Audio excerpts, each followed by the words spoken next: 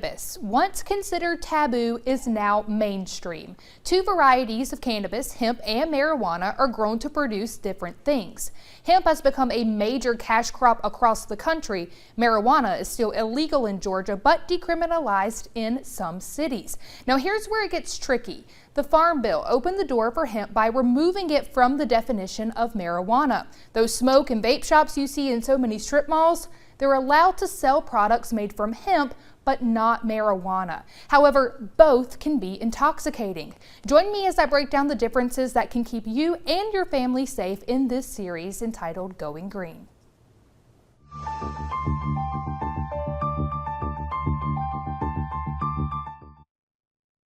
Many of you have gone into a smoke or vape shop and shopped like you would at a grocery store. You can tell the person behind the counter what kind of effects you want and what tolerance you have, and they sell you a product. But even for those who have used marijuana or hemp products in the past, there are synthetic hemp-derived THC products growing in popularity that you might not have experimented with before. Hemp products can contain up to 0.3% THC, which is also known as Delta-9.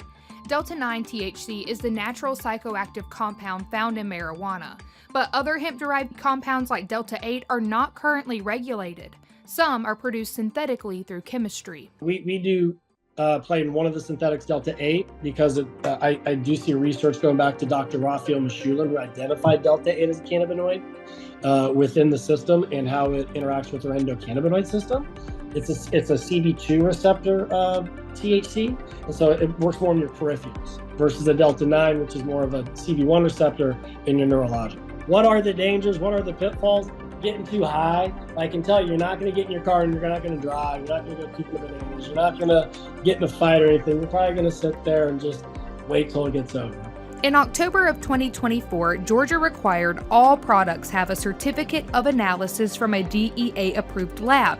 It breaks down the cannabinoid types and levels detected in the product. Each product has a scannable barcode that pulls up an in-depth form.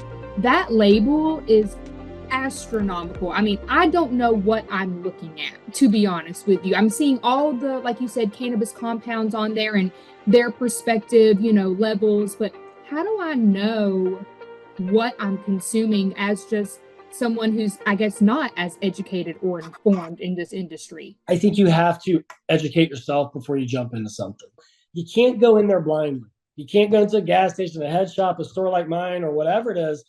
One can't be too confident, right? It's your learning, and I always say low and slow. It's like Southern barbecue. Keep it easy, titrate into it. I went to several smoke shops and had consultations with workers. Everyone recommended me start with a 10 or 25 milligram gummy containing some combination of natural cannabinoids like CBD and Delta-9 and synthetic Delta-8. When I asked about other synthetics like THCP and HHC, they advised that those cannabinoids are much more potent. HHC is more potent than Delta-8 and THCP is more potent than Delta-9 THC. So even though it's available at my corner store, doesn't necessarily mean that what I'm getting That's just that statement, just because it's available.